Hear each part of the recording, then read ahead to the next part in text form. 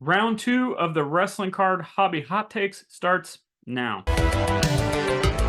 What's up, wrestling fans, trading card collectors? Welcome to another episode of Wrestling with Cards. In the last wrestling card hobby hot takes video that I did, which you can watch in the archives of this channel, I mentioned that I had so many responses to that initial tweet and that Instagram story that I put out that I was going to have to break it up into multiple parts. So today we roll on to part 2 and we see how many people can get their feelings hurt.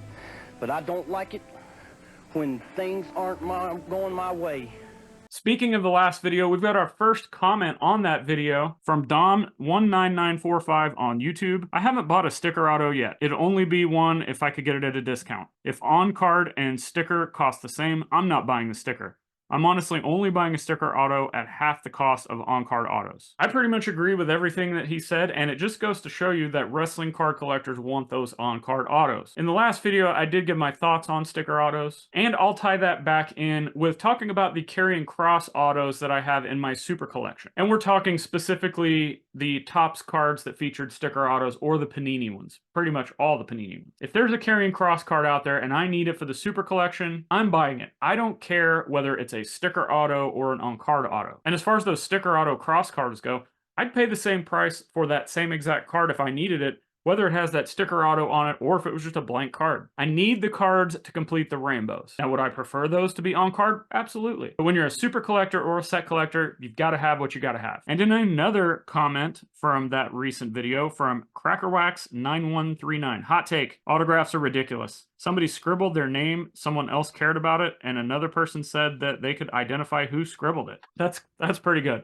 Kind of hilarious take, although I think I will agree to disagree a little bit. Now, sure, there are a lot of questionable things within the autograph space that Crackerwax mentions. The identification of these, the legitimacy, and the stories that surrounded how they came to be. That stuff can be questionable. But where I disagree is the fact that they are, quote, ridiculous. Now, at its core, gotta agree with Crackerwax. It's a little bit strange for us as collectors to care about someone's scribbled name on a piece of paper or collectible or whatever it is. But I think within that, what people are really missing is the connection that we have with that person through that signature or scribble. Now, going back to that sticker auto discussion, I really don't think there's very much personal connection with those sticker autos and the collector. I guess maybe you could fabricate it somehow, but not really anything that I'm correlating. But anything hard signed on card, people care about because the wrestler, the celebrity, the athlete, whoever it is, they actually held that card or held that figure or that picture. And to add to that, the next level of connecting that fandom is having these things done in person at conventions or wrestling events or any kind of signing where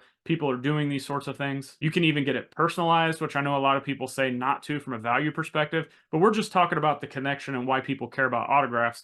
Having something personalized, the ultimate connection with that person that you like or that you collect. And at the end of the day, the collection and the things that you want for yourself, I'm looking at it more from that connection aspect and not so much what I could sell it for. At the Danimal Cards on Twitter, most underrated set of the last decade. And this is in reference to the 2016 Topps WWE Divas Revolution set. I believe these were Walmart exclusives. While I don't know a ton about this set, it does appear to be pretty solid with a lot of good stuff in it. Has some early first appearance or in some cases things that people would consider rookie cards of some big name women's talent. It's got a simple parallel structure you can follow, of course the Kiss cards, and as the picture in the comic suggests, it's got autos. Now again, these look like sticker autos, so maybe we could go back to that argument about the sticker versus the on-card and the value there, but I feel like there's a pretty big collector base that actually would dig this set if they just kind of dove in. And the potential valid point here about this being an underrated set is the fact that I just don't hear too many people talk about it. I do get these sometimes when I'm buying out collections or buying bulk, but it's not as much as some of these other sets. If I were to guess, and again, I don't know print runs, but I would say there's not a lot of this stuff out there. And again, that could be maybe because I believe it's a Walmart exclusive product, or it could also be that, you know, some collectors out there digging back into the past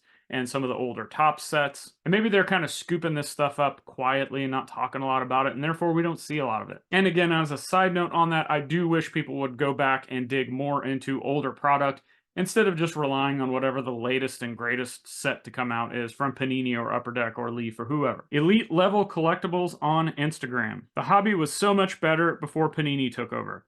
Autos of wrestlers, low-numbered, sell for as much as their base thanks to Panini. Here we go again, be it sticker, on-card, Panini, Topps, in person. People just continue to talk about autographs. And I'm personally kind of a yes and no with this statement. Yes, Panini has flooded the market with subpar autos on stickers. And it's driven down the price of a lot of the autos from these superstars. First that come to mind is like Stone Cold Steve Austin and Undertaker. Look at some of those either in-person auto signings or some of the top stuff, what those used to go for, and then look at what you can get Panini sticker autos for now. But on the flip side, Panini has put out so much stuff that it's kind of opened the floodgates to allow new collectors to come in. We've got more people participating in the wrestling card hobby right now than we ever have in the past. And due to that, we've also seen higher sales than we've ever seen before in wrestling. And for that, I really can't say anything bad about Panini, although I know they have their flaws, don't get me wrong. It's going to be really interesting to see what Fanatics can do with that WWE license when they take it over, what products come out, and what people really start gravitating to from a collector standpoint. Fingers crossed for great products that everybody loves to collect and those prices on secondary markets and sales to just continue to go up. At Promo Pete Lynch on Twitter. My wrestling card hot take. Here it is. First appearance equals rookie card. Oof, you're going to get some heat with that one, but not for me. The rookie card thing never ends in wrestling. That being said, I feel like a huge part of the wrestling card collecting community is actually with Pete on this one, with first appearance cards. And maybe that comes a little bit from the wrestling card sector being built off of vintage, where there were no rookie card badges and we had these kind of, magazine produced cards or cards that were given away at events kind of thing. At the time, you could not say that those were certified or pack pulled because they weren't, but they were the first. And as always, with this rookie card debate, and this has kind of been my stance from the beginning of time, from a collecting perspective, either buy the one that you like the most or just buy them all. And from a value perspective, if it's something you're looking to flip, invest in, whatever it is, whether I deem a card a rookie card, whether you watching this deem a specific card a rookie card, what the random person next door to me thinks is a rookie card, none of that matters. The market is always going to dictate, based on price, the card that people want the most. Mr. Madness, Mr. Randy Savage on Twitter or X. Recently, wrestling cards have been the victim of market manipulation more than any other genre of trading card. More specifically, Wrestling All-Stars and indie cards. Agreed, and I think I actually touched on this a little bit in the previous Hobby Hot Takes video that we did. Again, watch that in the archives. Both in indie cards and within certain sectors of vintage cards, you have just a handful of people that have accumulated some of the most quantity of these cards. Therefore, if a lot of these cards are kind of locked away in those collections with those people that have the huge quantities of them. And not that there's anything wrong with that if that's the way you want to collect or invest or whatever perspective you want to take on that. In my opinion, it does stunt a little bit the collector base for those sectors. From what I've seen, the habits of wrestling card collectors, they want what they want. And when they can't find something after a certain period of time, they just kind of move on to the next thing. So maybe there's a collector out there that they wanted a certain type of vintage card or a certain indie card set. And they've been scouring the internet. They've been in the Facebook groups. They've been on Twitter. They've been in Patreon groups. They're trying to find who has this set, who has this card, where can I buy it? And they just keep running into roadblocks because people don't want to sell them or they're just not available. I can see them getting frustrated and then just moving on to the next set or the next collectible that they can go out there and get. Now, is that the fault of the person that is holding all or hoarding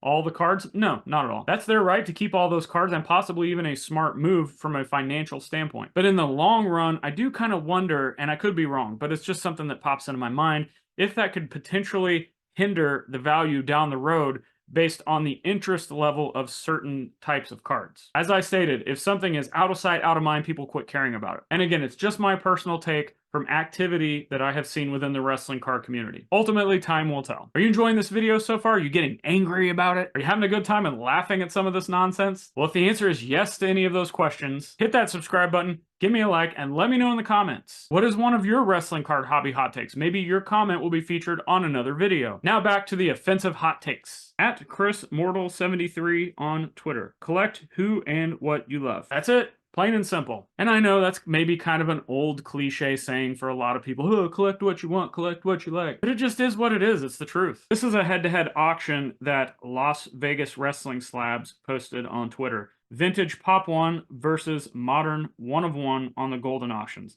It won't settle the debate, but it's fun to watch. Love it. And he's right, this debate will never end, but it is fun. And the key word here is discussion. Not getting angry at others, and not throwing shade or blocking or reporting somebody just because they have a different opinion than you do. But I will admit, when this discussion comes up, sometimes for me, it's kind of fun to poke the bear a little bit. Because you can always count on certain types of people getting very upset if you're taking a different stance than them. It's still real to me, damn it! But in all seriousness, this argument never going away. There's too many people that have too strong a footholds in both of these camps, like modern 1 of 1, modern gold, or, you know, vintage graded pop 1 or pop 10. I just don't see a lot of people in both of those camps changing their minds on either, and that's fine, whatever. There are certain modern cards that are going to outsell vintage no matter what. And there are certain vintage cards that are always going to be more sought after or sell for more than certain modern cards. It's all good. At DexFlowToys1 on Twitter, or X. I'm just going to keep calling it Twitter. Upper Deck is going to give people what they want, a lenticular Prince Nana card of his dance. I could definitely get behind that. More lenticular cards, please. At Polypepe on Twitter. My hot take is that Panini better send my redemptions. I don't know, you may get them, you may not. I've personally never been a fan of redemptions. If I've ever gotten them in bulk lots or collections, I just put them on eBay and sell them as fast as I can. I'll let somebody else take that gamble. But something that is interesting that you could consider, hypothetically, a redemption card that you own goes unfulfilled. Does that card then become part of your PC? The Card Foundation podcast guys talked about this in an episode that they did in the past, and I personally think it's a really cool idea. If Karrion Kross had redemptions, which luckily he doesn't, but if he did and I had a redemption card, I may just keep it. And I know that's really outside the box way of thinking, but it truly would be a unique item to add to a super collection. And it's something that I would have in my hands and not have to take the gamble of trying to send that in or putting that code in, although I guess you could keep the card and put the code in. But again, I just don't like to take those gambles. Just my opinion. At Flex Burkhead on Twitter. The modern wrestling card market attained long-desired mainstream hobby status in early 2022, but the community self-destructed and drove away a large portion of crossover collectors. Couple that with Panini losing the license and it will never reach those heights again. Great points from Flex Burkhead, and it's kind of hard to argue. On the positive front, as I've stated many times before,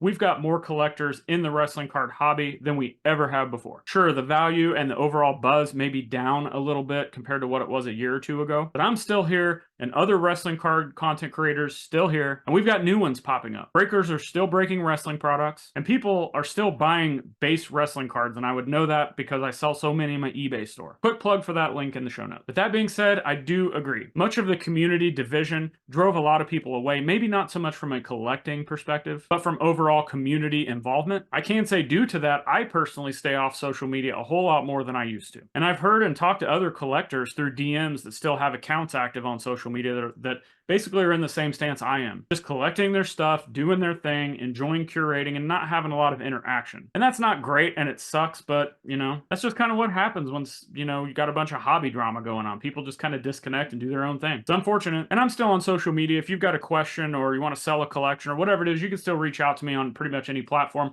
Links in the show notes to that. Send me a DM. I'll get back to you as soon as I can. And while I'm not out there on social media like I was interacting with all the community, I'm still available. I'm still out there. I just got sick of all the BS within certain sectors of the collecting community and certain people that are involved. So in the short term, overall, I agree with Flex Burkhead. But long term, as far as will we ever see that buzz get to the same level or higher again, I think the jury's really still out on that. It's going to be really interesting to look at 5-10 years down the road to see where wrestling cards are and kind of look back at this time period. As always, I want to thank everybody involved with today's video, everybody that responded to my initial tweet and my Instagram story, or hey, some people that even replied to the last video we did and those comments got included. And I'm sure there'll be more videos like this to come down the road. What do you think of all of the wrestling card hobby hot takes that we've talked about on today's video? Let me know. Leave a comment below with your thoughts and opinions. And again, when you leave a comment, you never know when that comment is going to be featured in another video. And again, don't forget to check out the links below in the show notes for all the ways you can help show your support for my content.